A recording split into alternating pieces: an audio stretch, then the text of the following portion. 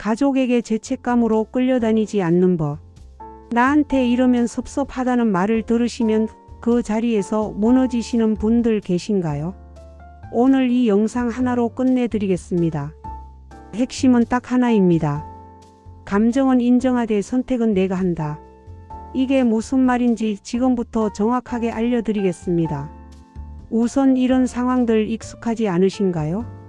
엄마가 전화하셔서 요즘 통 연락이 없네. 너 이제 나한테 관심 없지? 바로 죄책감이 듭니다. 아빠가 내가 널 어떻게 키웠는데 이런 부탁도 못 들어줘. 또 안 들어주면 나쁜 자식 같습니다. 배우자가 당신 가족 일엔 그렇게 달려가면서 나한테는 왜 그래? 뭘 잘못했나 싶어서 머릿속이 복잡해집니다.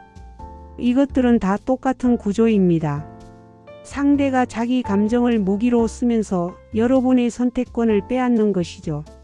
내가 이렇게 안 하면 내가 상처받아. 이 문장 속에는 그러니까 넌 내 말을 들어야 해가 숨어 있습니다. 그리고 여러분은 그 순간 생각할 틈도 없이 내가 잘못했나 하면서 무릎 꿇게 되는 것이죠. 이것이 반복되면 여러분의 인생은 여러분 것이 아니게 됩니다. 그래서 오늘의 핵심 원리입니다. 감정은 인정하되 선택은 내가 한다. 이게 무슨 말이냐면 상대가 섭섭하다고 하시나요? 인정하세요. 상대가 서운하다고 하시나요? 인정하세요. 그런데 그 감정 때문에 내가 원하지 않는 선택을 할 의무는 없습니다. 여기서 대부분 착각하시는 것이 무엇이냐면 상대 감정을 인정한다, 상대 요구를 들어준다. 아닙니다. 완전히 다른 것입니다. 예를 들어 볼게요. 엄마 명절에 안 내려오면 엄마 진짜 서운해. 여기서 여러분이 해야 할 것은 두 가지입니다. 1. 엄마 감정 인정. 엄마가 서운하실 수 있다는 것 알아요. 2. 내 선택 유지. 그런데 저는 이번에는 못 내려가요. 왼쪽은 감정, 오른쪽은 선택. 이 둘은 따로 움직입니다. 상대 감정을 인정한다고 해서 내가 그 감정의 해결사가 될 필요는 없다는 것입니다. 엄마가 서운한 것은 엄마의 감정입니다. 저는 그것을 이해할 수 있습니다. 그런데 그 감정을 해소하기 위해 제 경계를 무너뜨릴 수는 없습니다. 이것이 경계입니다. 왜 이것이 중요할까요? 이 원리를 모르면 평생 나쁜 사람 되기 싫어서 끌려다니게 되거든요. 그런데 이 원리를 알면 상대 감정도 존중하면서 내 선택도 지킬 수 있습니다. 죄책감 없이 말이죠. 자, 이제 실전 문장을 알려드리겠습니다. 먼저 직설적으로 말하는 버전입니다. 직설 버전 3개. 1. 그렇게 느끼실 수 있다는 것 알아요. 그런데 저는 그렇게 안 할 거예요. 짧고 명확합니다. 감정 인정 선택 선언.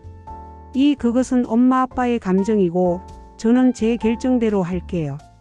이것은 좀 더 선을 긋는 느낌입니다. 필요할 때 사용하세요. 3. 제가 안 들어준다고 해서 사랑이 없는 것은 아니에요. 이것은 관계는 유지하되 요구는 거절하는 문장입니다. 자, 이것이 너무 강하게 느껴지신다면 부드러운 버전도 있습니다. 1. 그 마음은 충분히 이해해요. 그래도 이번에는 이렇게 하고 싶어요. 감정 공감 먼저 내 의사 부드럽게. 섭섭하시겠지만 저도 제 상황이 있어서요. 이유를 길게 설명하지는 않되 존중의 뉘앙스를 담습니다. 3. 다음에는 다른 방법으로 보답할게요. 이번에는 이렇게만 하고 싶어요. 대안 제시 경계 유지. 여기서 핵심은 무엇이냐면 미안해요를 남발하지 않는 것입니다. 미안하다는 것은 내가 잘못했다는 뜻입니다. 그런데 경계를 세우는 것은 잘못이 아니거든요.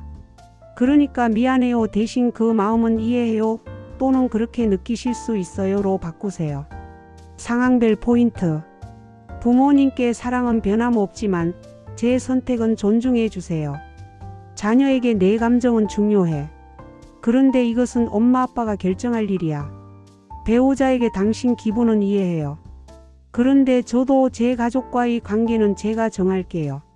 간단하죠? 이제 실제로 어떻게 사용하는지 보겠습니다. 3단계로 정리했습니다. 1단계 감정 인정. 상대가 감정적으로 나올 때 일단 그 감정을 짧게 인정하세요. 그렇게 느끼실 수 있겠네요. 기분이 안 좋으시겠어요. 이것이 방어막입니다. 상대가 넌 내 마음도 몰라줘 라고 공격할 구실을 없애는 것이죠.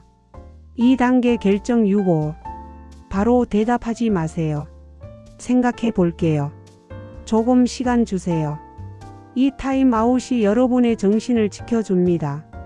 죄책감에 휩쓸려서 즉답하면 나중에 후회하게 됩니다. 3단계 선명한 경계. 생각이 정리됐으면 명확하게 말하세요. 이번에는 이렇게 할게요. 그것은 제가 할 수 없어요. 애매하게 말하면 상대는 계속 밀어붙입니다.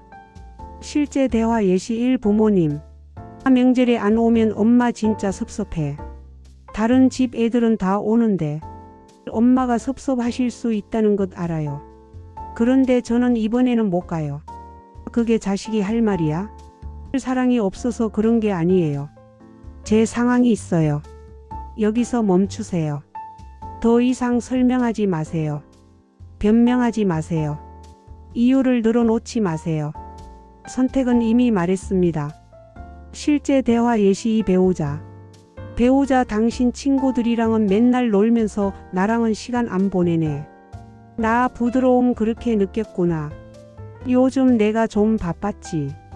그래도 친구 만나는 것은 내가 필요한 시간이야. 배우자 그럼 난 뭐야? 나도 중요하잖아. 나 부드러움 당신도 중요해. 그래서 우리 시간도 따로 만들자. 그런데 내 개인 시간까지 포기할 수는 없어. 보셨죠? 감정은 인정했습니다.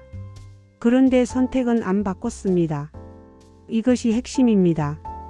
여기서 중요한 것 하나 더 말씀드리겠습니다. 상대가 계속 밀어붙이면 이미 말씀드렸어요. 더 이상 이 얘기는 안 할게요. 그리고 진짜로 그 대화를 끝내세요. 전화면 끊으세요. 자리에 있으면 일어나세요. 경계는 말로만 세우는 것이 아닙니다. 행동으로 보여줘야 합니다. 자, 정리하겠습니다. 오늘의 핵심 한 줄.